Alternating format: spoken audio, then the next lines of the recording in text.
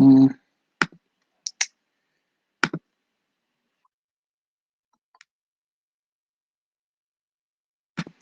Listo.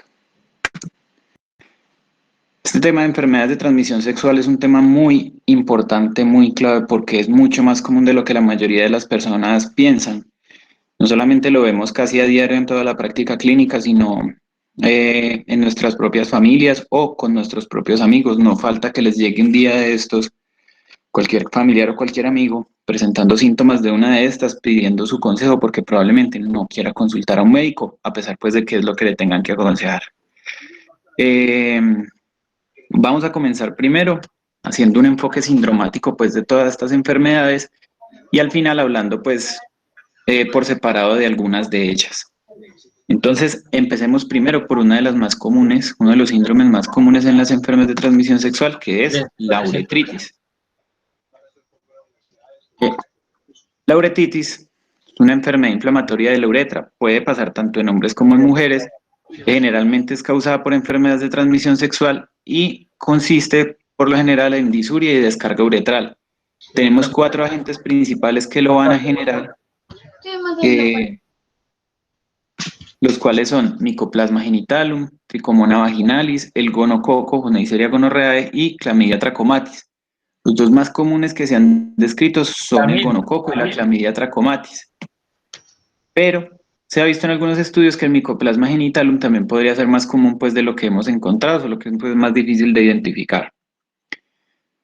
La Neisseria gonorrhoeae, esta es la imagen clásica que se va a ver en el laboratorio, diplococos gram negativos dentro de neutrófilos. Es importante que se aprendan esto porque, a pesar de que ustedes en el hospital no van a ser por lo general los que van a estar viendo el microscopio, así es como se los reportan las bacteriólogas o los bacteriólogos, les van a decir diplococos gram negativos intracelulares, así lo reportan. Porque en algunos casos en los frotis de flujo vaginal puede que les reporten diplococos extracelulares, así nada más. Entonces, digamos, ya dice uno, bueno, puede que no sea el gonococo. La Chlamydia trachomatis se ve más o menos hacia el microscopio, eh, tiende a ser extracelular.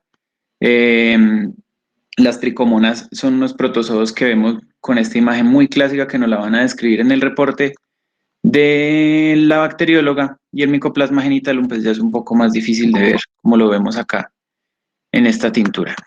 Bueno, la descarga uretral, cómo la vamos a definir o cómo lo vamos a identificar? Puede ser un flujo continuo muy abundante que llegue incluso a mojar los pantalones del paciente, o puede ser un flujo muy escaso que simplemente se va a ver como una pequeña manchita o costra que el paciente va a notar en la mañana. Tienen que estar pues pendientes de eso cuando hagan la anamnesis de los pacientes que refieran pues molestias en la uretra. Estas son de las dos formas que se puede ver. Aquí vemos una descarga uretral escasa, simplemente una gotica que podría estar cerca, digamos aquí, seca en la punta del glande del paciente, o esta que ya está más abundante y el paciente podría ver pues cómo le ensucia su ropa interior, como dijimos ahí. La disuria entonces va a ser una molestia en el meato urinario o en cualquier parte del cuerpo del pene. O pues simplemente el ardor para orinar que se puede acentuar con la primera orina del día porque está más concentrada y pues la uretra va a estar irritada. En las mujeres normalmente también se va a describir sobre todo como el ardor al orinar. Entre las micciones pueden tener dolor, pueden tener prurito, pueden tener pesadez genital, pero por lo general duele más, como les dije, la primera orina de la mañana. Tienen que tener cuidado cuando le pregunten al paciente por estos síntomas de disuria, siempre descartar dolor al eyacular, dolor pélvico profundo o dolor lumbar, sobre todo en los hombres, porque puede hablarnos de una epidimitis o una prostatitis, que es una entrada pues a la próstata o al epididimo de estos agentes patógenos y pueden generar infertilidad o un dolor pélvico crónico pues muy importante. ¿Cuáles son los puntos claves del examen físico en una descarga uretral o pues, en una uretritis? Hay que hacer un examen genital completo. Tienen que explicarle bien al paciente qué es lo que se va a hacer, porque la mayoría de pacientes no van a querer que uno los examine o van a estar muy reacios y es necesario hacer pues el examen. Ojalá sea bueno examinar al paciente al menos 2 horas post-micción, porque el recién orina va a eliminar toda la secreción purulenta que pudiera tener en la uretra. No se puede olvidar palpar testículos y epidídimo. Si el paciente los tiene dolorosos, ya tenemos que sospechar que la infección pasó más allá de la uretra. Hay que retraer el prepucio completo porque puede haber rastros de secreciones ahí o puede que el paciente tenga otras enfermedades de transmisión sexual, que es muy común. Puede que ahí encuentren, por ejemplo, un chancro de una sífilis, que ahora vamos a hablar de eso.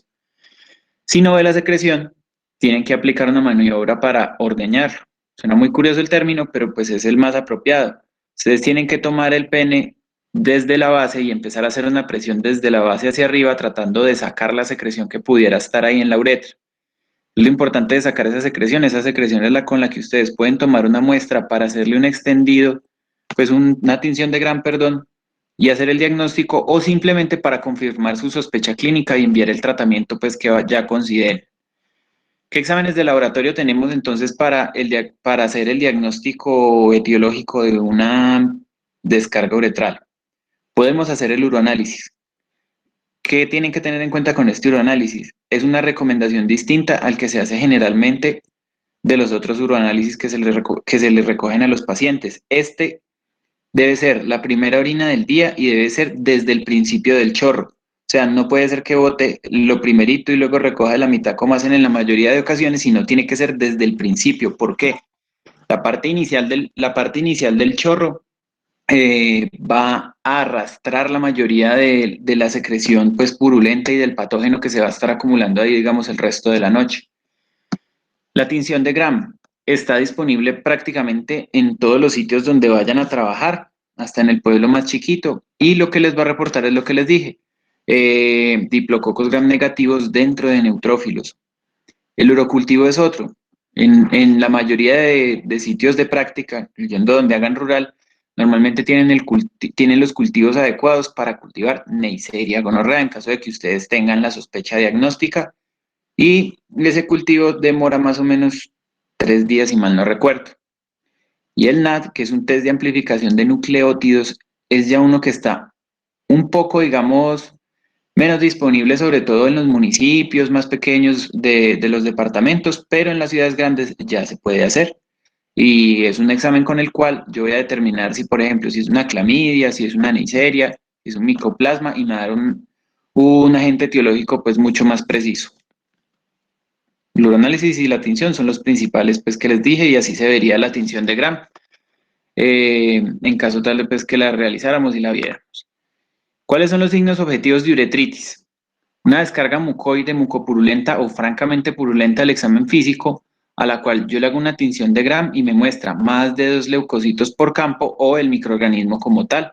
También en un uroanálisis, una prueba de estearasa leucocitaria positiva o más de 10 leucocitos por campo me puede hablar pues de que hay una uretritis en este caso. Listo, pues sumándolo a todo el contexto clínico y el motivo de consulta pues del paciente. ¿Qué hacemos entonces con una uretritis para estudiarla? Sabemos que puede ser alguno de los agentes pues que ya habíamos visto.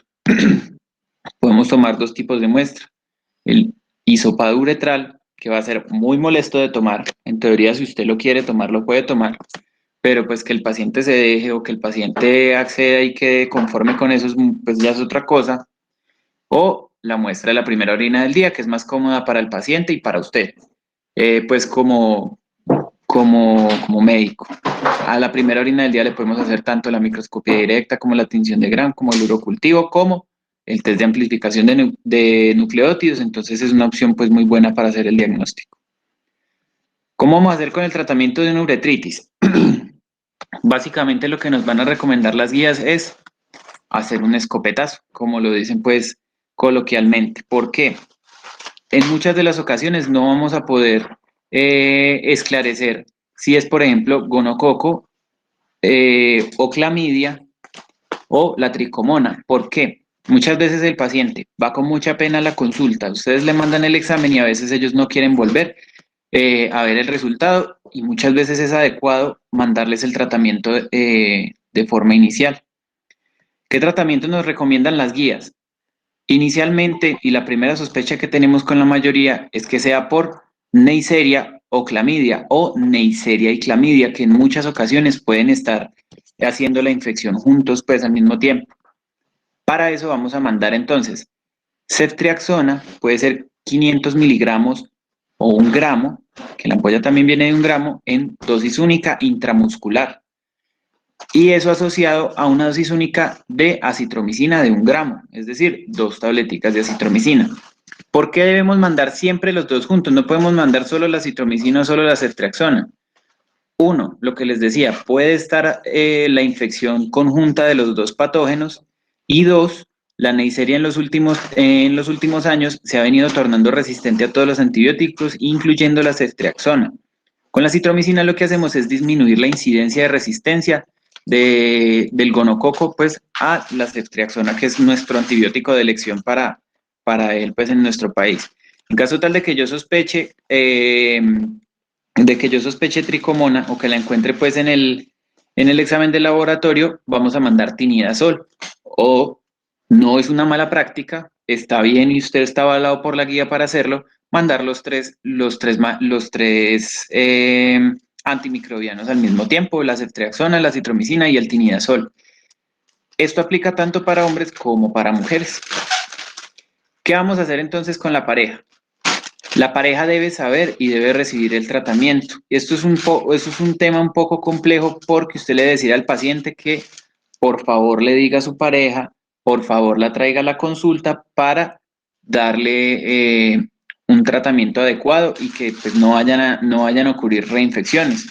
Es muy común que, por ejemplo, una persona presente una enfermedad de transmisión sexual, no quiera contarle a su pareja y simplemente en su casa se siguen reinfectando entre los dos y van a estar consultando pues frecuentemente si no se trata pues a la pareja. Si es posible hacer el tratamiento en la misma consulta, no van a ver que es común que a veces vayan las dos personas al mismo tiempo y se logra hacer el tratamiento en caso tal pues de que ustedes hablen de una forma adecuada con el paciente y con su pareja. La pareja se debe tratar con acitromicina 1 gramo vía oral dosis única. La guía dice que se efectime 400 miligramos vía oral dosis única, el cual es muy difícil de conseguir en muchos sitios, entonces también simplemente se gana su chuzón de ceftriaxona. ¿Listo? Y la guía vuelve y dice, por si las moscas, manda también el tinidazol para cubrir todos los agentes pues, más comunes y, y resolver el problema del paciente pues lo más pronto posible. ¿Qué recomendaciones adicionales hay que hacerle a los pacientes? Y es muy importante que las tengan en cuenta. No deben tener relaciones sexuales hasta que hayan pasado al menos 7 días del tratamiento y que su pareja también haya recibido el tratamiento adecuado para evitar reinfecciones. Siempre debo buscar otras enfermedades de transmisión sexual. Una persona que tenga una enfermedad de transmisión sexual, ya sea sífilis, ya sea gonorrea, sea un herpes, cualquiera. Así, si ustedes le encuentran signos clínicos de una sola, ustedes deberían buscarle todas las otras, hacerle un VIH, hacerle una hepatitis B, si vino por una uretritis, buscarle con una serología una sífilis. ¿Por qué? Es muy común que tengan más de una asociada y sería lo mejor captar al paciente lo más rápido que se pueda para dar un tratamiento adecuado. ¿Cómo es el seguimiento entonces en estos casos? Se recomienda hacer un seguimiento clínico en 2 semanas luego del tratamiento. Se recomienda al paciente que reconsulte si los síntomas no han resuelto en 7 días para ver pues usted qué otros exámenes debe mandar eh, o si de pronto está haciendo resistencia o no es el diagnóstico que usted inicialmente pensó. Es recomendable repetir los paraclínicos en 3 meses para descartar una reinfección.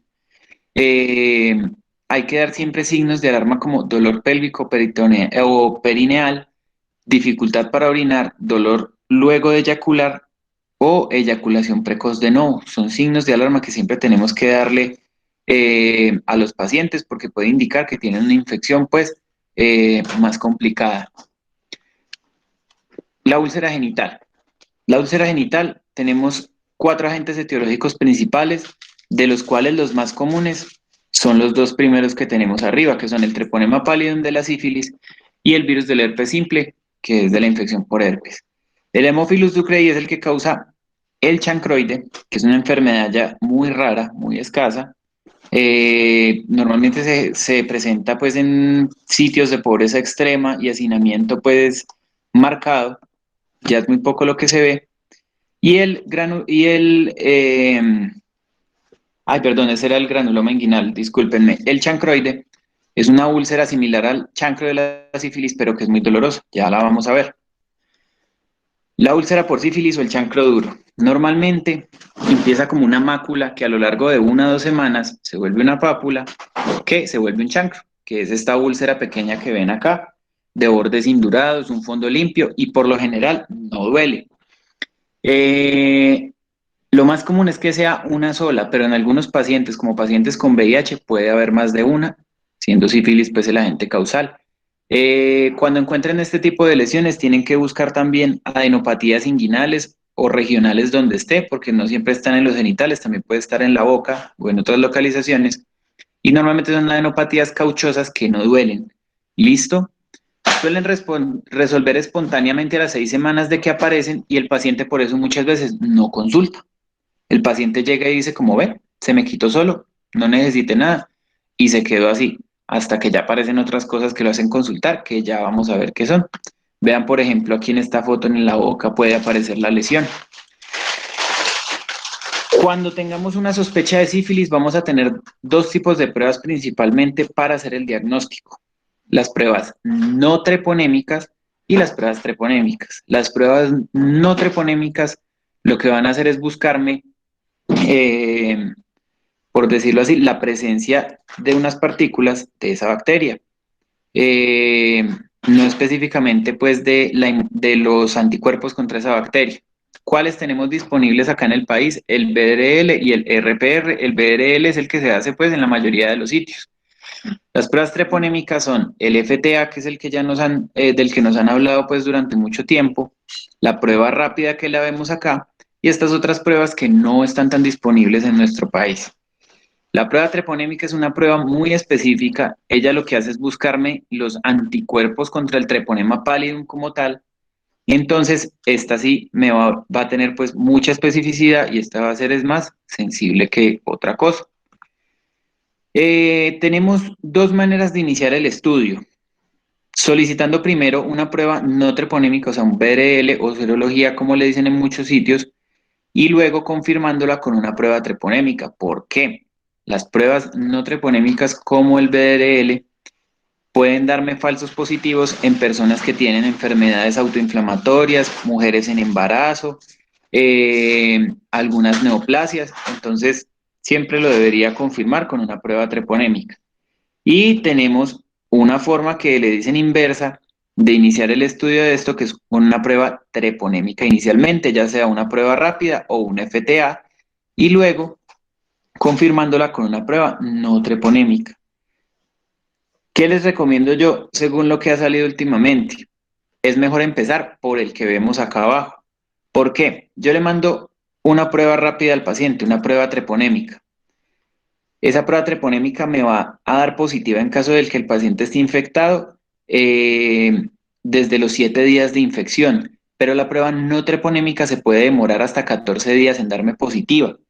Entonces, ¿qué pasa? Si el paciente me consulta muy tempranamente, o sea, recién le apareció la lesión o porque tuvo un contacto con alguien que se enteró que tenía sífilis y tiene susto de que se le hayan pegado y la tiene, y yo empiezo con la prueba no treponémica de forma muy temprana, puede que salga negativa. Y si yo tengo la sospecha clínica todavía muy fuerte, se la debo repetir en 1 a 2 semanas para ver si se positivizó. En cambio, la prueba treponémica directamente, así el paciente lleve muy poco tiempo, por ejemplo, 1 semana, ya me puede dar positiva. Y ya digo yo, listo, este paciente tuvo contacto con el treponema pálido. Ahora le tomo la prueba no treponémica para ver si es una cicatriz inmunológica, en caso de que esta me dé no reactiva o unas diluciones pues muy bajas, o si me dan unas diluciones altas significa que tiene una infección activa. ¿Listo? Entonces, si le tomamos la serología, que es lo que van a encontrar en la mayoría de los sitios, lo que ya les decía, positiva, se le hace el FTA. Si les sale positivo, es una sífilis activa e inician el tratamiento. Si les sale negativo, puede que fuera un falso positivo de la prueba no treponémica, pero ya depende pues de la clínica que tenga el paciente y de su sospecha como clínico para ver si la repiten y piensan más bien que fue un falso negativo del FTA, que es muy raro, pero puede pasar. Si el BR me sale negativo, Puedo descartar el diagnóstico o si tengo mucha sospecha, por lo que ya les había dicho, repetirlo pues en 2 semanas. El chancroide. El chancroide, ¿cómo se diferencia del chancro duro? Empieza como una pápula, una pústula que luego se ulcera. Es muy dolorosa, suele ser irregular, muy grande y tener varias. Lo principalmente es que es muy doloroso. Eso es lo principal que nos va a ayudar a diferenciarlo. Tiene 4 a 10 días de incubación, suele ser un fondo sucio, exudativo y sangra muy fácilmente. Listo, o sea, básicamente por un chancroide el paciente me va a consultar mucho más rápido porque va a ser algo mucho más molesto y mucho más preocupante. El herpes genital es otra de las úlceras que se genera que hace que el paciente consulte de forma pronta porque es muy dolorosa. Empieza como unas vesículas que tienden a confluir y se ulceran. Cuando está en las vesículas, el paciente puede tener parestesias, disestesias en la zona donde están apareciendo, sentir como que le quema. Y cuando ya estas se ulceran, empieza a generar mucho dolor y un ardor muy fuerte, que en caso, por ejemplo, de que esté cerca del meato urinario, el paciente va a referir disuria e incluso no va a poder orinar de lo doloroso que es. ¿Listo? Puede haber retención urinaria en estos casos, en caso tal pues de que el herpes genere una radiculitis sacra, que es una complicación rara, pero que puede pasar en caso del herpes. Entonces eso es una de las cosas que le tenemos que preguntar al paciente, si ha estado orinando bien. En la infección, en la primera vez que les da, puede dar fiebre, malestar general y mialgias. El paciente se puede sentir muy maluco en su primer episodio y como vamos a ver ahora, este primer episodio es el que tenemos que atacar más rápido para evitar las recurrencias y para hacer pues un control adecuado de la enfermedad. Listo, este virus, se los voy diciendo, siempre hace latencia. O sea, el paciente que le da herpes genital una vez, por bien que lo tratemos y por rápido que lo tratemos, va a tener el virus guardado en sus ganglios sacros, sobre todo si fue genital, y probablemente algún día pueda hacer una recurrencia pues, de esta infección. El granuloma inguinal es la que les decía, ya es muy rara, se da sobre todo en sitios donde hay demasiada pobreza, demasiado hacinamiento, suele aparecer como una pápula, un nódulo que se va indurando y empieza como una lesión no dolorosa, pero muy destructiva. El paciente empieza a formar estas úlceras que parecen de bordes enrollados, como de rojo aterciopelado, lo describen algunos libros, y son muy profundas. No duelen, pero destruyen impresionantemente los tejidos genitales, como lo vemos pues acá en este caso extremo. El paciente no le duele esto, pero pues básicamente destruyó toda su zona genital e inguinal. ¿Listo? El linfogranuloma venéreo lo podemos ver parecido a este que vemos acá con una pequeña diferencia. Empieza como un abón, normalmente partido por el ligamento inguinal, más adelante lo van a ver bien, pero se puede llegar a ulcerar, entonces hay que tenerlo en cuenta dentro del diagnóstico de las úlceras. ¿Listo?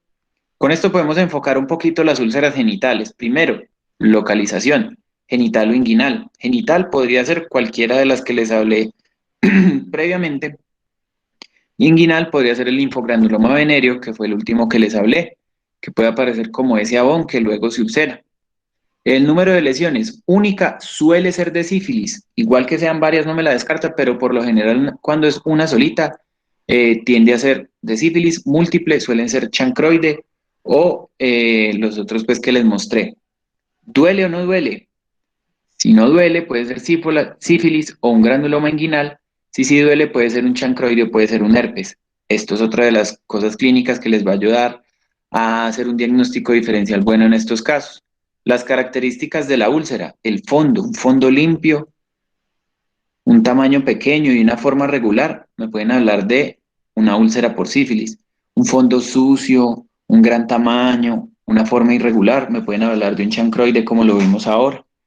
Las linfadenopatías indoloras, cauchosas, típico de sífilis. ¿Listo? Incluso puede aparecer en algunas sífilis secundarias. Linfadenopatías dolorosas suelen ser del chancroide y del herpes y el granuloma venéreo no me suele generar pues eh, esas adenopatías. Aquí vemos entonces ejemplos distintos de las úlceras, una úlcera herpética igualita a la que les mostré ahorita, se nota pues que aquí estaban confluyendo y probablemente el paciente alrededor de estas úlceras o en otra parte del pene pueda tener ciertas vesiculitas como estas que vemos acá que nos pueden ayudar a pensar en un herpes. Este chancroide que lo vimos ahora, el chancro de la sífilis, pues que es uno único, pequeñito, y eso que acá se podría pensar que está apareciéndole otro a este paciente. Y bueno, ¿cuál es el tratamiento pues para estas úlceras?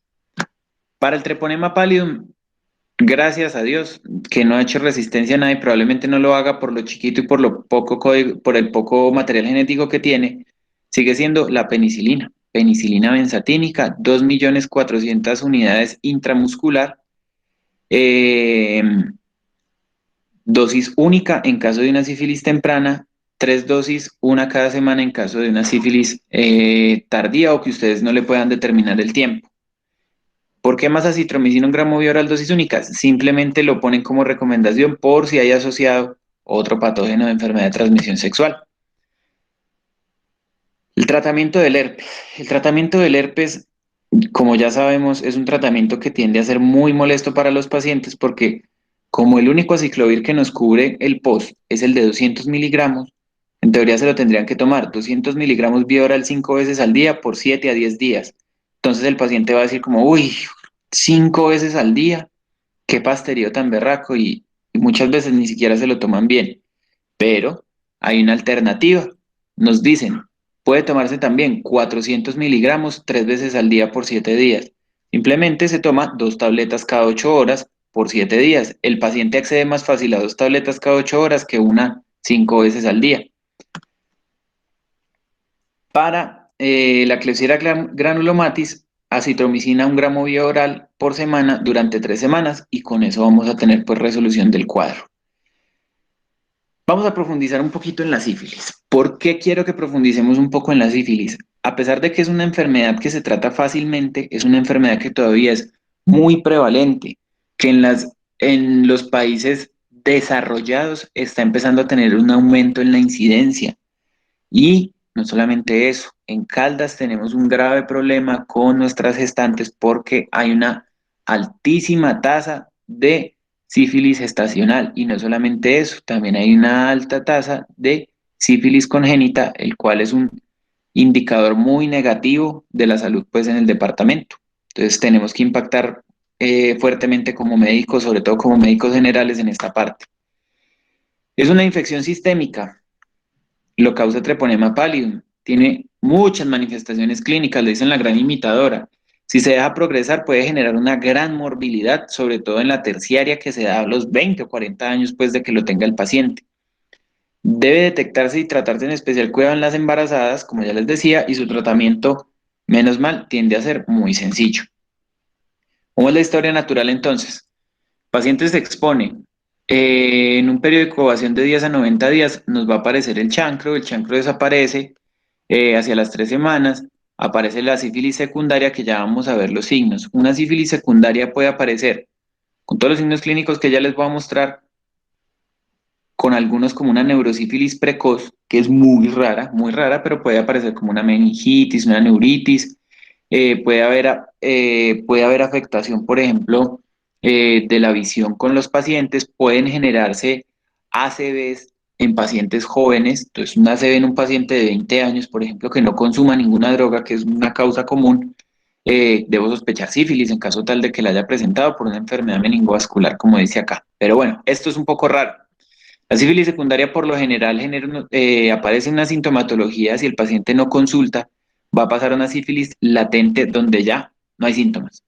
Durante la sífilis latente el paciente no tiene síntomas y no suele ser infeccioso por vía sexual, pero su sangre sigue siendo infecciosa y si es una embarazada se la puede pasar al feto, como pasa en la mayoría de ocasiones. Entonces pasa de la sífilis latente, que puede ser precoz o tardía dependiendo del tiempo de evolución, ya a una sífilis terciaria, que suele aparecer muchos años después. Puede ser entre 20 y 40 años después, como puede ser 10. Entonces es muy, pues, variable esa parte. Ya la vamos a ver, pues, más a fondo. Vamos a dividir la sífilis en temprana y tardía. La sífilis temprana comprende sus estadios primario y secundario, y la sífilis tardía ya es la terciaria. ¿Qué problema vamos a tener con esta clasificación? Muchos de los pacientes que nos vamos a encontrar con sífilis son pacientes que por exámenes de rutina salieron positivos. Hay mucho paciente que no consulta por la sintomatología de la sífilis. Les pongo un ejemplo de la práctica. Me llegan con una hoja del hemocentro diciéndome que un señor le salió en el test de tamizaje de la sangre que donó una serología positiva. Me lo mandan a la consulta, el señor totalmente asintomático, no tenía chancro, no tenía ningún síntoma de sífilis secundaria, le tomo las pruebas y sí señor, sífilis activa en el momento, pero estaba asintomático y tocó iniciarle tratamiento. Entonces vean que los pacientes muchas veces no van a consultar. Entonces es muy difícil que vayan a establecer si es temprana o si es tardía, por lo cual a veces es recomendado dar las 3 dosis de penicilina, una cada semana, para todos los pacientes que ustedes le encuentren la sífilis. La sífilis secundaria entonces empieza de 6 a 8 semanas luego de que cicatriza el chancro. Aparecen diversos signos y síntomas sistémicos. Es muy común encontrar lesiones mucocutáneas y linfadenopatías cauchosas no dolorosas generalizadas. Eh, y en pacientes, sobre todo VIH, puede que permanezca el chancro y se superponga a los síntomas de la sífilis secundaria. ¿Qué síntomas vamos a tener? Entonces, unos síntomas generales muy inespecíficos. Dolor faríngeo, fiebre, pérdida de peso, malestar general, anorexia, cefalea, meningismos, mialgias.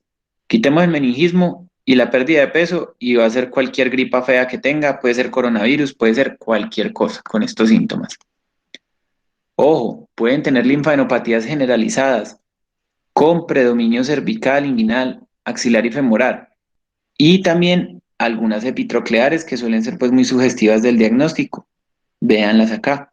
Y normalmente no son dolorosas. Entonces sí sería bueno hacerle una palpación bien adecuada al paciente que pues le estemos sospechando eso.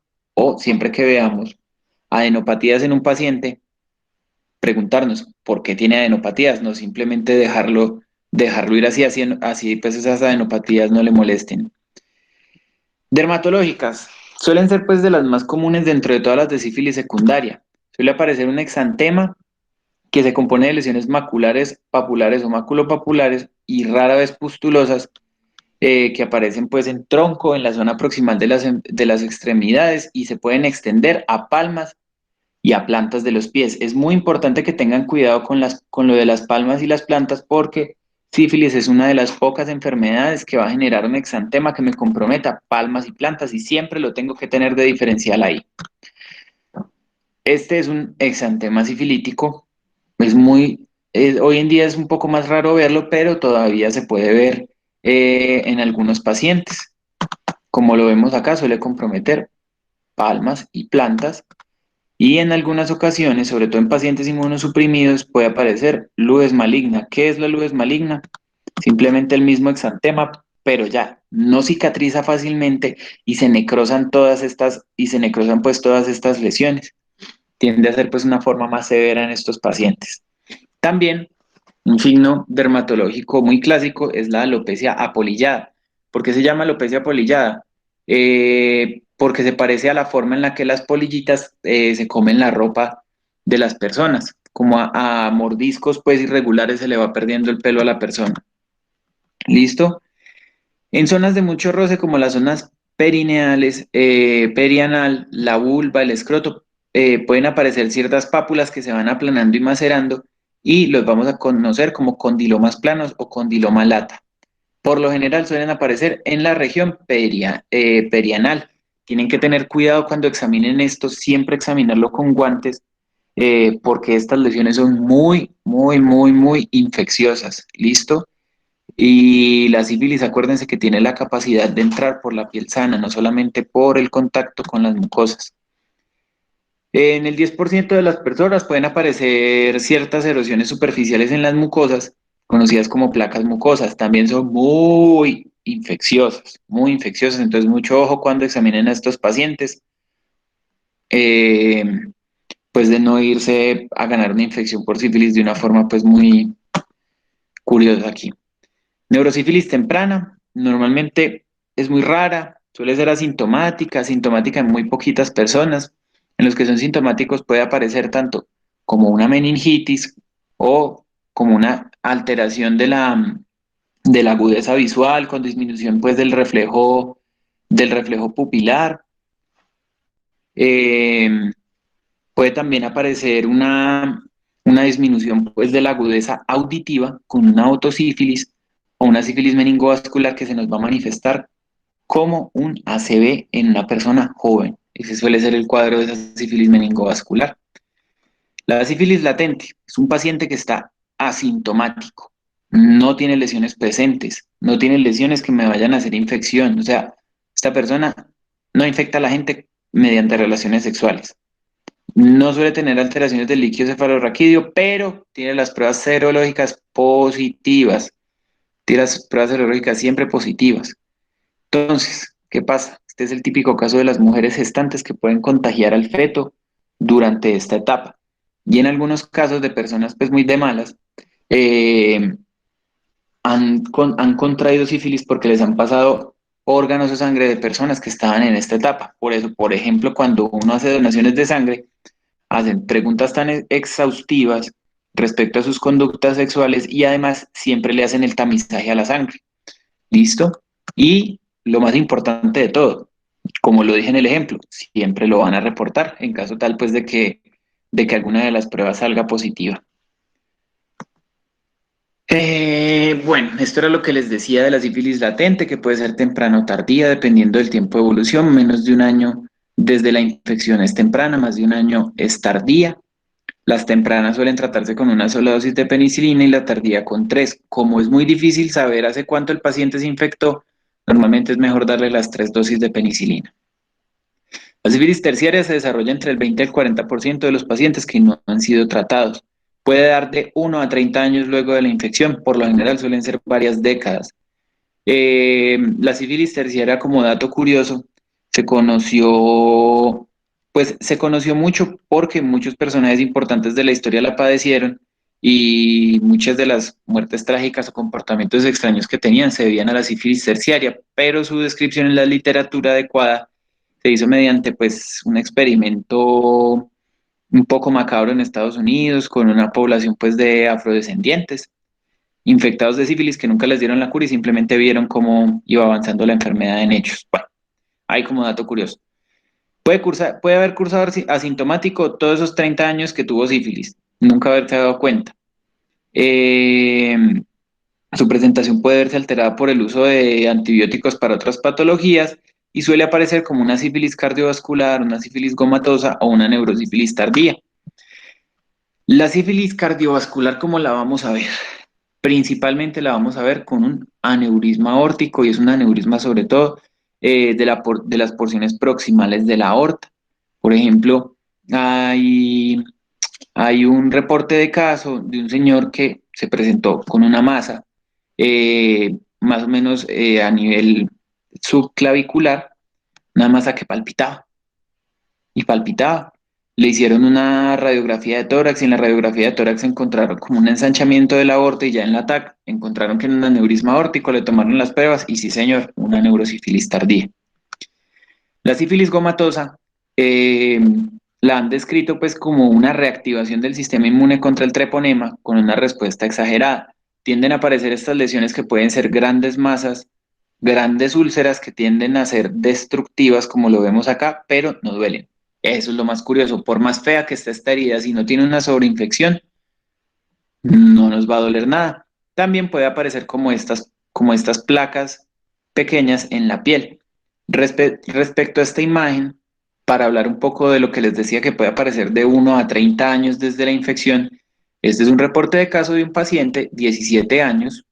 Sus amigos cuando cumplió 17 se lo llevaron a un burdel, tuvo sexo sin protección con una trabajadora sexual. Llevaba más o menos un año desde que había pasado eso y le salió esto en la frente. Al tomarle la biopsia pues de esta lesión en la frente encontraron el treponema pallidum ahí en la biopsia. Es para que vean que puede aparecer también de una forma muy rápida a pesar de ser pues la sífilis terciaria. La neurosífilis tardía vamos a tener dos síndromes principales. Es muy extraño ya verla, muy raro, pero suele aparecer como estos dos. El tabes dorsal, que es del que más nos han hablado, que es una destrucción de los cordones posteriores, donde el paciente va a tener una marcha donde aumenta la base de sustentación, donde va a pisar duro porque pierde toda la propiocepción de sus pies, entonces tiene que caminar pisando duro y mirando al piso para saber dónde tiene los pies mientras camina. ¿Listo? Eso le conocen también como la marcha tabética. Aparte de eso, puede tener dolores lancinantes en las piernas o el abdomen, dependiendo pues desde qué nivel se estén destruyendo los cordones posteriores, o puede tener unas crisis de epigastralgia muy fuertes debido pues a esta lesión. La paresia generalizada suele aparecer con síntomas psiquiátricos. El paciente empieza a tener alteraciones del juicio, alteraciones del comportamiento y además empieza a tener una reducción de muy paulatina de sus funciones motoras y una disminución de todos sus reflejos en general y de todo su tono pues muscular, que es muy sutil, pero se presenta. Tanto así que esta parecía generalizada explicaba más o menos el 10 al 15% de los ingresos de pacientes a hospitales psiquiátricos. Bueno, de lo de sífilis, si se les quiere olvidar casi todo el resto, olvídense, pero de esto no se les vaya a olvidar. El diagnóstico de la sífilis estacional es muy importante. Acuérdense que los que todavía están en el pregrado, vamos a salir a ser médicos generales y a trabajar muy probablemente en algún municipio del país como rurales. Y que se nos pase una sífilis estacional es una cosa grave, grave para el hospital y grave para uno. Entonces tengan muy presente esta parte de la charla. Definiciones de caso, clave tenerlas en cuenta. Caso probable, gestante, puérpera o con aborto en los últimos 40 días con o sin clínica de sífilis que tenga una prueba treponémica rápida positiva y no ha recibido un tratamiento adecuado. Ese es un caso probable. ¿Cómo vamos a confirmar el caso probable? Le vamos a tomar una serología y vamos a ver cómo nos dan las diluciones. ¿Listo? El caso probable no hay que reportarlo. Caso confirmado, gestante puérpera o con aborto en los últimos 40 días con o sin clínica de sífilis que tenga la prueba treponémica rápida positiva y una prueba no treponémica o serología positiva. Ahí sabemos, esa señora tiene una sífilis activa, hay que iniciar el tratamiento ya. O sea, en el momento que ustedes tienen la embarazada con el papelito ahí que dice que tiene sífilis, ella no se va del consultorio, no se va del hospital sin su dosis de penicilina y les voy a ser muy enfático en eso, pues, durante toda esta parte de la charla. ¿Listo? Y que no haya recibido el tratamiento adecuado, claramente. Notificación obligatoria al Civigila. Hay que llenarle la ficha epidemiológica. Les doy una recomendación. Llenen la ficha epidemiológica ese mismo día. ¿Listo? Que después no les vayan a estar jalando las orejas a ustedes, no los vayan a estar, pues, molestando ustedes ya en la casa descansando, a que llenen esa ficha y la tienen que llenar ustedes que fueron el médico, pues, que la captaron. Reinfección. Entonces, la reinfección puede ser una mujer gestante o en puerperio que haya recibido tratamiento adecuado para sífilis que en el seguimiento clínico o de laboratorio presenta lesiones o aumento de los títulos de 4 veces o 2 diluciones respecto al inicial. Entonces, una paciente le confirmé la sífilis gestacional, le hice el tratamiento adecuado. Eh, en su próximo control prenatal le pido de nuevo la serología. Me dio positiva, se reinfectó, se volvió a tratar. ¿Listo? ¿Qué es importante decir acá? Supongamos que una señora inició controles prenatales y en el inicio le encontraron la sífilis y se la trataron. Así ya le hayan tratado la sífilis, tienen que pedirle religiosamente cada trimestre su nueva serología, porque en cualquier momento se puede reinfectar. Ustedes no saben el marido de la señora si tiene esa enfermedad y se la está volviendo a pegar, o pues que haga la señora en sus tiempos libres y se vuelva a reinfectar. ¿Listo? También puede ser una mujer gestante que haya recibido tratamiento o en puerperio que haya recibido tratamiento adecuado para la sífilis, que luego de 6 meses los títulos eh, no descienden pues de la forma adecuada. Ahí tiene uno que pasar a ver si es que sí se está poniendo el tratamiento o se está reinfectando. ¿Listo? ¿Cuál es el flujograma para la detección de sífilis estacional? Este flujograma está tal cual en la guía, tal cual es el que debemos aplicar y es muy sencillo. Una mujer gestante en un control prenatal, historia clínica, énfasis en antecedentes de enfermedades de transmisión sexual. Toda la embarazada se les hace prueba rápida eh, cada trimestre. ¿Listo? ¿La prueba rápida fue positiva? Sí o no. Si no, seguimos los controles prenatales y siempre, cada trimestre, su prueba rápida. No se nos puede pasar eso. ¿Listo? Ha pasado que muchos médicos encuentran la sífilis, la tratan y nunca más le vuelven a pedir la prueba rápida y nace el peladito con sífilis, porque se infectó en el último trimestre. Y es un problema pues para todo el mundo. ¿Listo? Si la prueba fue positiva, si la prueba fue positiva, ustedes le preguntan a la paciente si tiene alergia o no a la penicilina. ¿Listo? No hay que hacer prueba de sensibilidad. Eh, Aquí tengo un problema técnico con la animación. Les voy a terminar de explicar esto aquí en esta parte. Si la paciente no es alérgica a la penicilina, no le hago la prueba de sensibilidad y le pongo su dosis de penicilina, 2.400.000 unidades intramuscular, 3 dosis, una cada semana. Tienen que cerciorarse de que se aplicó las tres. Sí o sí tienen que aplicarse las tres. ¿Listo? Si la paciente tiene alergia a la penicilina, desgraciadamente no hay opción. Si están en un primer nivel, remítala donde haya ginecólogo y que allá le hagan la desensibilización. Si están trabajando en un segundo o tercer nivel, tienen que hacerle la desensibilización allá, porque en la embarazada el único tratamiento para la sífilis es la penicilina y sí o sí hay que ponérselo. No hay otra opción ahí. ¿Listo? ¿Cómo vamos a hacer el diagnóstico de la sífilis congénita? Tenemos que clasificarla primero, temprana, menor de 2 años, y tardía, ya después de los 2 años. ¿Qué pasa con la temprana? El 60-90% de los bebecitos pueden ser asintomáticos al nacer o pueden presentar hepatomegalia, ictericia, rinorrea, rash o linfadenopatías generalizadas. Ojo con esta rinorrea en un paciente que usted le sospechen sífilis. En un bebecito que usted le sospechen sífilis, esta rinorrea de ellos es altamente infecciosa. Tienen que examinar a ese bebé siempre con guantes, siempre, siempre, siempre con guantes. ¿Listo? ¿Qué bebecitos le pueden sospechar sífilis? Es muy común que llegue una embarazada en expulsivo diciendo que solo se hizo los controles prenatales del primer trimestre y jamás en la vida se volvió a hacer controles. Ustedes de ingreso le tienen que tomar todas las pruebas, le tienen que tomar VIH, le tienen que tomar una prueba rápida, listo. Y puede que ese bebé nació y después de que el bebé nació y ustedes lo examinaron, salió que la mamá tenía sífilis. Entonces, básicamente ese bebé tiene sífilis hasta que se demuestre lo contrario, ¿listo? También anomalías esqueléticas como la tibia en sable o las bandas metafisiares. Ahora tengo unas imágenes para mostrarles de eso que deben hacer pues anomalías comunes en la sífilis temprana cuando se manifiesta. La tardía suelen tener una frente prominente, una nariz sencilla de montar, o sea, el tabique muy aplanadito, un maxilar pequeño, pueden tener atrofia óptica, queratitis intersticial, básicamente se pueden quedar ciegos, pueden nacer sordos o con una hipoacusia muy brava y tener estos famosos dientes de Hutchinson, los dientes en destornillador, que ya los van a ver. Pueden tener un exantema palmoplantar igualito al que habíamos visto ahora esos bebecitos. La nariz sencilla de montar que ya habíamos visto, los dientes de Hutchinson que a uno no se le olvidan porque parecen, que me acabo de decirlo así, pero parecen de un monstruito, ¿sí? Pues los dientes en destornillador. La tibia en sable que la vemos así, o las bandas metafisiarias simplemente es que en la radiografía la metáfisis normal del hueso tiene unas banditas así, como que se osificó por pedacitos y eso va a generar unas deformidades importantes en el crecimiento.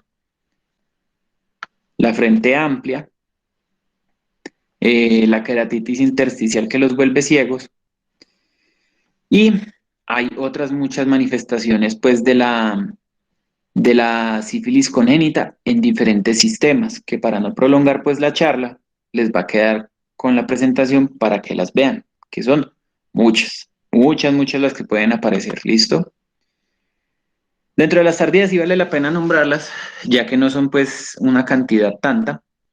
Dentro de las faciales puede ser entonces el niño así con esa frente tan marcada, la nariz en silla de montar, el maxilar pequeño, una mandíbula protuberante.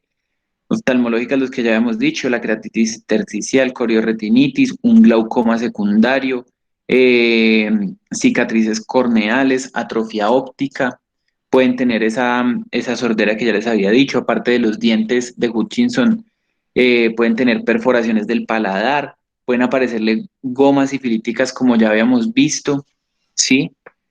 Es una causa de deterioro neurocognitivo importante. Pueden tener hidrocefalia que va a comprometer también todo su desarrollo neurológico.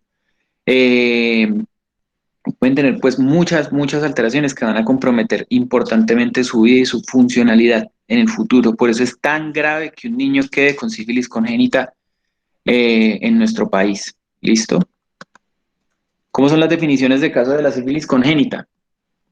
Fruto de la gestación de madre con sífilis gestacional o sin tratamiento o con tratamiento inadecuado para prevenir la sífilis congénita sin importar el resultado de la serología del neonato. Lo que les decía ahora, una señora que le salió la prueba rápida positiva en el momento del expulsivo y que nunca recibió un tratamiento, ese bebé tiene sífilis y se acabó. Ya, punto. No importa el resultado que le salga al bebé. ¿Listo? Todo fruto de la gestación con títulos de serología 4 veces mayores a los de la madre durante el parto. ¿Por qué ponen esta definición?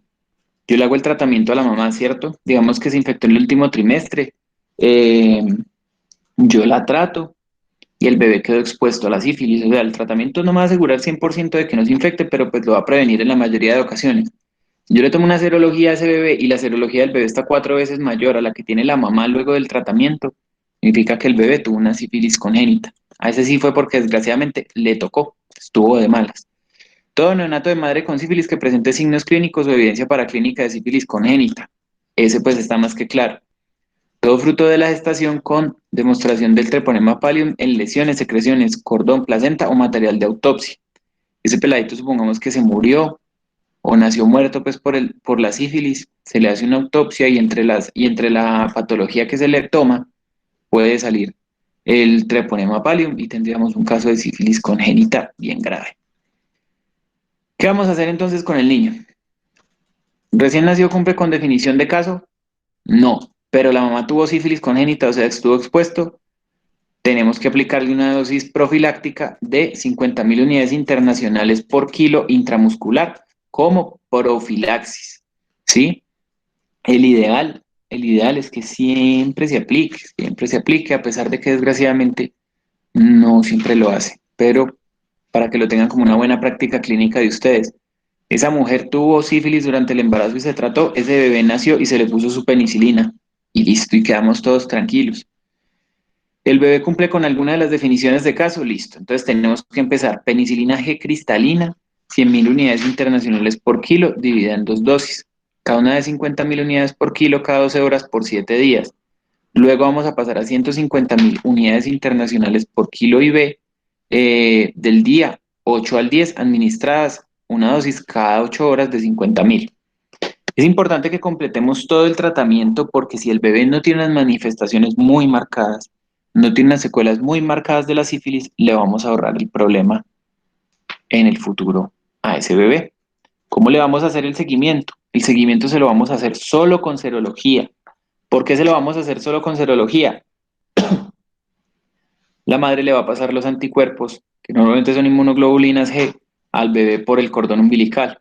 Entonces esos anticuerpos me van a generar un falso positivo en este bebé de una prueba treponémica, como una prueba rápida o una FTA. Entonces, él simplemente le vamos a hacer seguimiento de los títulos con el BDL probablemente, que es el que tengamos. ¿Listo?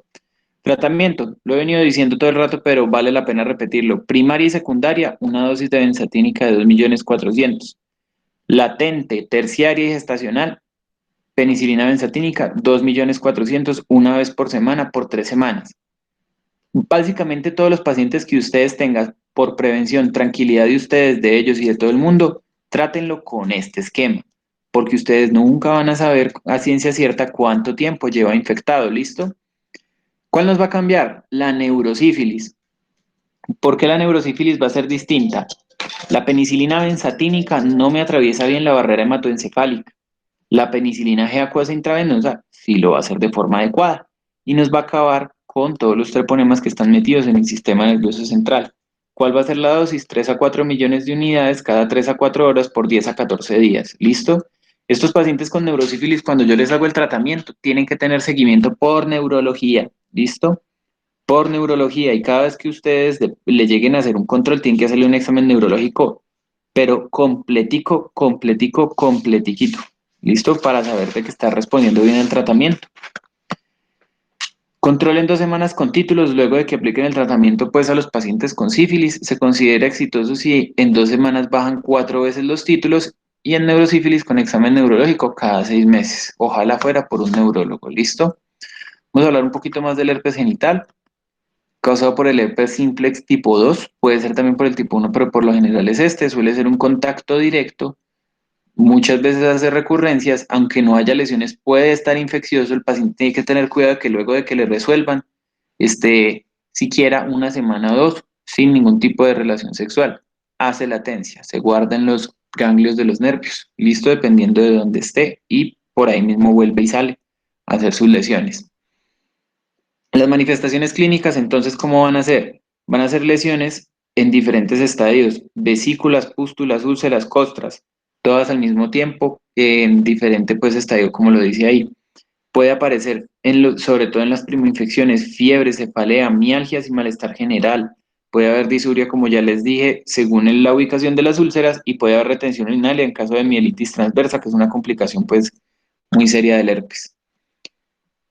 Las úlceras, como las vemos acá, en un paciente con un poquito más avanzada la infección, o las vesículas y las pústulas, en este caso de esta paciente, que las vemos pues acá de forma irregular, aquí están confluyendo, probablemente en algún momento lleguen a ulcerarse y a ser muy, muy, muy dolorosas. ¿Listo? Estas son las definiciones. La infección primaria es todo episodio pues, de herpes en un paciente seronegativo. Pues es muy difícil saberlo. Básicamente va a ser la primera vez que el paciente manifieste los síntomas, que uno sabe que eso es la primoinfección. Infección no primaria, pues es un paciente que ya estaba seropositivo para el herpes virus tipo 1 y le dio el tipo 2 o viceversa. Y la recurrencia simplemente es que hay una reactivación pues, de esta infección. ¿Listo? La infección primaria puede ser asintomática, paciente no le pasó nada. Puede ser leve, simplemente con sus lesiones ahí, sus parestesias, su ardor suave, bueno. O puede ser severa, un dolor localulento y un prurito fuerte, que normalmente los pacientes consultan por eso, que se acompañe de cefalea, fiebre, anopatías dolorosas, úlceras genitales importantes que interfieran con su vida. eh, y también disuria o retención urinaria por la mielitis transversa que se pueda llegar a generar. ¿Listo? La infección recurrente suelen ser menos lesiones, suelen ser más leves y suelen durar por menos tiempo. ¿Listo? Suelen ser secundarias a factores estresores o a momentos donde el paciente quede con algún tipo de inmunosupresión. Si bien el tratamiento no afecta mucho la tasa de recurrencias, un tratamiento temprano y adecuado va a hacer que las recurrencias sean menos frecuentes, un poquito menos frecuentes y sobre todo que sean menos severas. ¿Listo? Pero todo va a depender básicamente del primer tratamiento del paciente. Las complicaciones extragenitales suelen ser muy raras. Una de las más comunes es la meningitis aséptica. Debemos recordar que el virus del herpes es uno de los causales de las meningitis virales, siendo pues uno de los principales. La retención urinaria que ya se les había contado y algunas lesiones dermatológicas pues distantes de la región genital. ¿Listo? Entonces, ¿cómo vamos a hacer el tratamiento? En el caso de la primoinfección, ojalá iniciar el tratamiento dentro de las primeras 72 horas de la aparición de los síntomas. Entonces, les pongo un clásico ejemplo. Llega un paciente a urgencias. Llega un paciente a urgencias a las 6:30, que está que se acaba el turno, ustedes ya mamados, con ganas de irse, y llega y les dice, doctor, es que me apareció estas lesiones, y ustedes ven que eso es un herpes. Opción número uno, que ustedes les digan, eso no es de urgencia, pida consulta, que eso no se lo manejan por acá. Se va el paciente, no pide la cita, se le quita eso solo y va a quedar con sus recurrencias fuertes, duras y más frecuentes. ¿Listo? O simplemente le pueden decir al paciente, señor, pues esto no es de manejo de urgencias, pero vaya, consígase estas pasticas que serían aciclovir cada 8 horas, 7 días. Listo, ya quedó el paciente contento y quedaron ustedes tranquilos. Si están de buenas y les llega la consulta externa y les da que está en las primeras 72 horas, inicien el tratamiento ya. El paciente ese mismo día se lo tiene que tomar. Normalmente son 7 a 10 días y reduce la severidad del cuadro, el riesgo de las complicaciones y las recurrencias.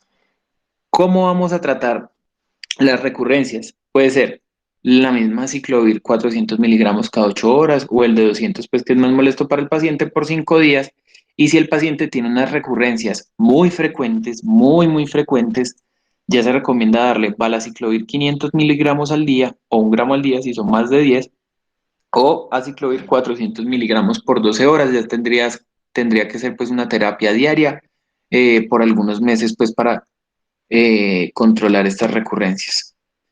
Bueno, la epididimitis, una complicación de la infección por clamidia y por gonococo que ya habíamos hablado. Normalmente es la inflamación unilateral del epididimo, es más común, sobre todo por la clamidia. Suele haber dolor e inflamación testicular unilateral, mucho dolor a la palpación del epididimo y del conducto deferente. Puede que el paciente nunca hubiera tenido uretritis y TIN y le sale esto porque en algunos hombres suele ser asintomática la infección por gonococo o por clamidia.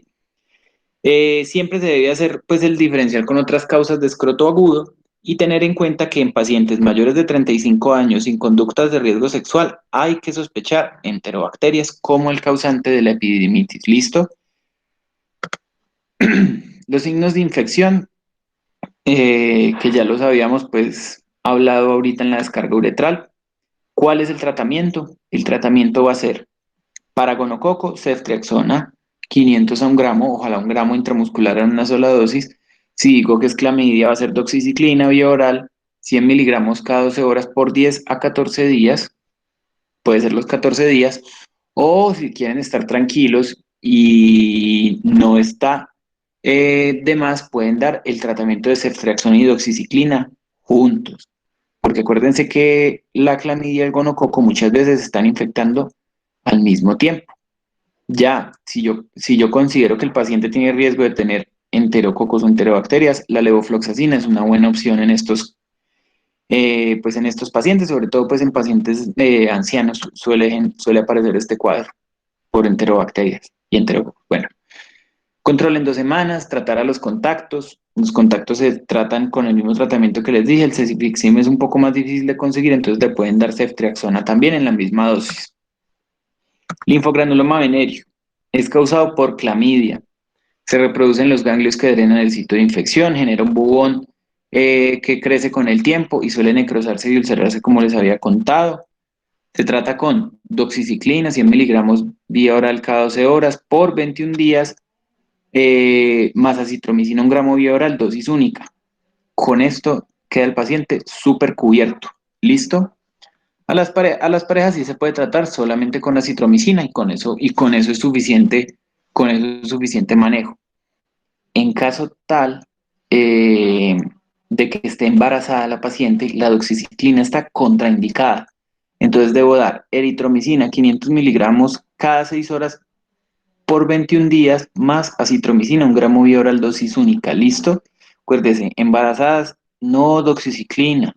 Está contraindicada en el embarazo. Este es el linfogranuloma venéreo como se tiende a ver. Por lo general se ve así, de esta forma. ¿Listo? Con el ligamento inguinal partiéndolo a la mitad, doloroso a la palpación y tiende pues a necrosarse y a ulcerarse. Cuando hagamos una paciente con flujo vaginal, esto es un motivo de consulta muy común. ¿Listo?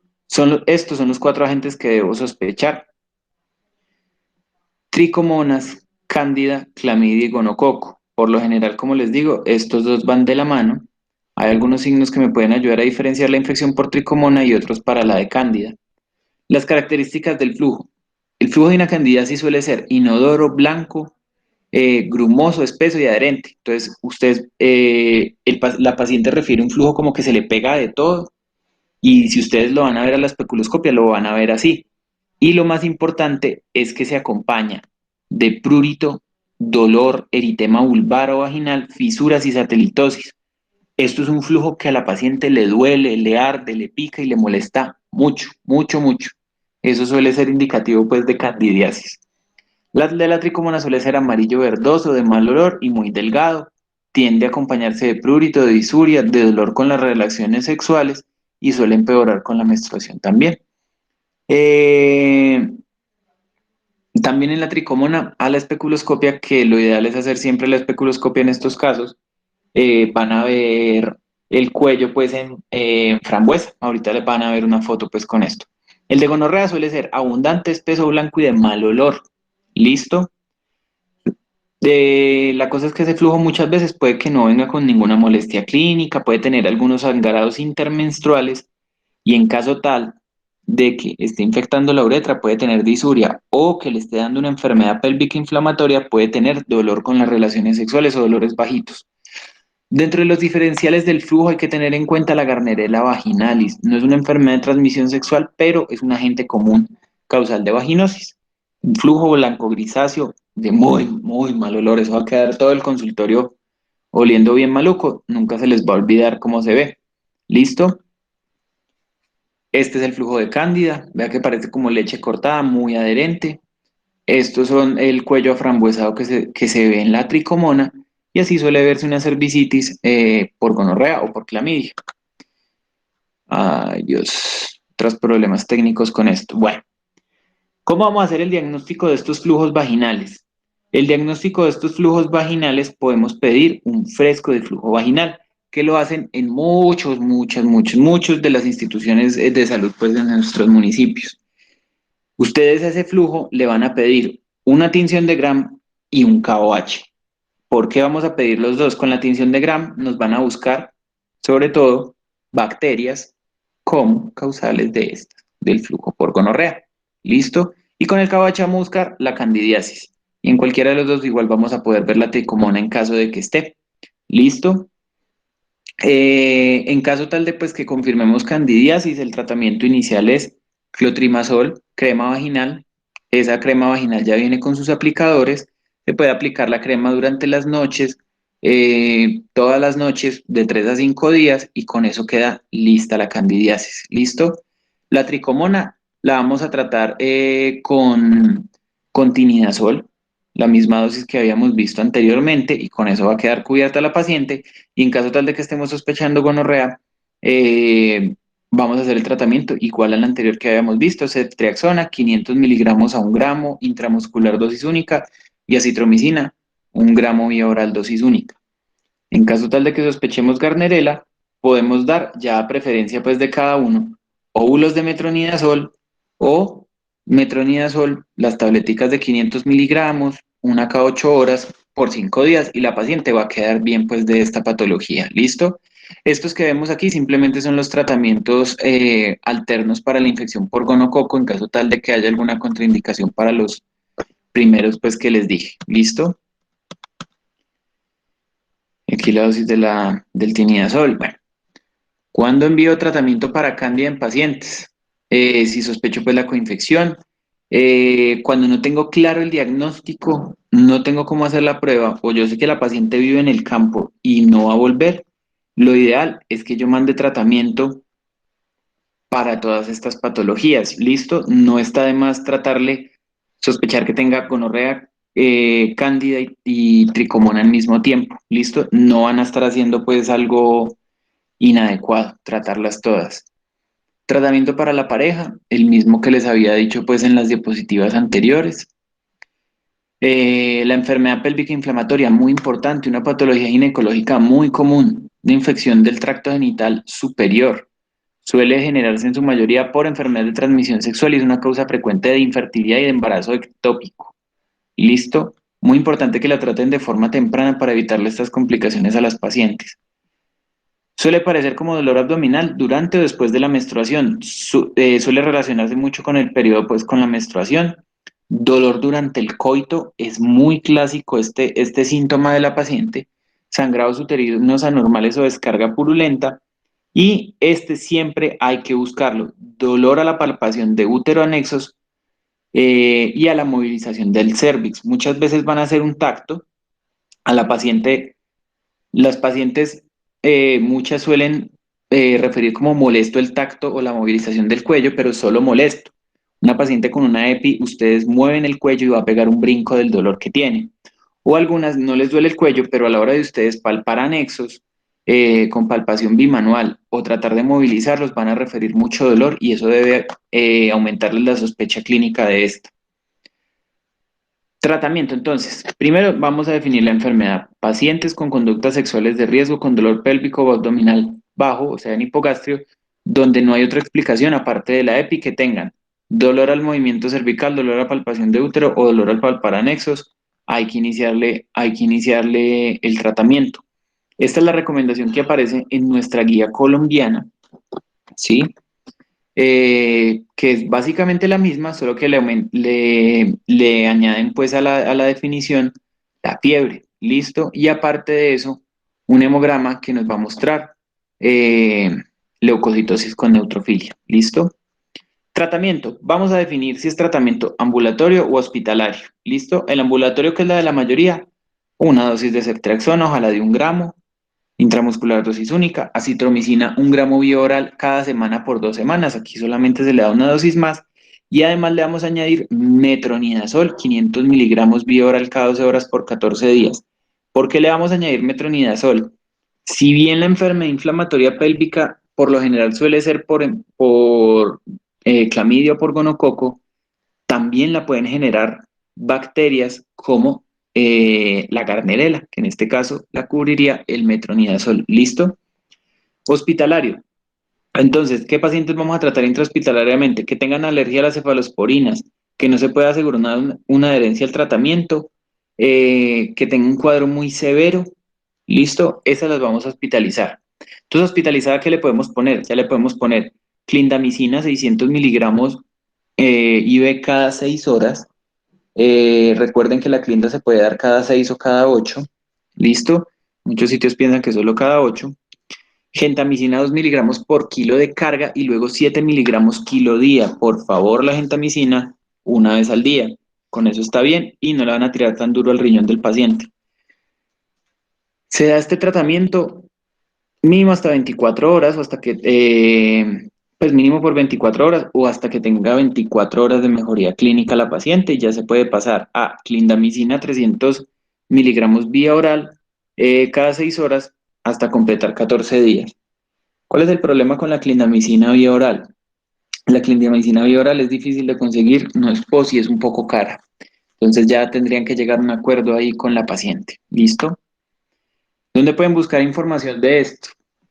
UpToDate tiene unos enfoques muy buenos pues para las infecciones de transmisión sexual. Nuestra guía de práctica clínica colombiana me parece que es muy adecuada y hace un enfoque sindromático de todas estas enfermedades y de los tratamientos que tenemos pues aquí en el país.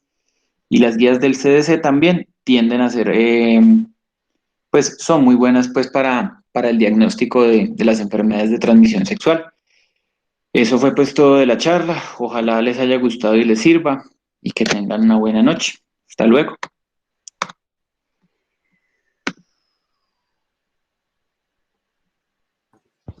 Ibáñez, hay unas preguntitas por acá para que nos ayude a responderlas. Sí, claro, cuénteme. Por acá está la primera. ¿Cuáles son los criterios para repetir las dosis de penicilina en sífilis y cómo sería el esquema? Para repetirla, pero después de que hay un esquema de 3 semanas.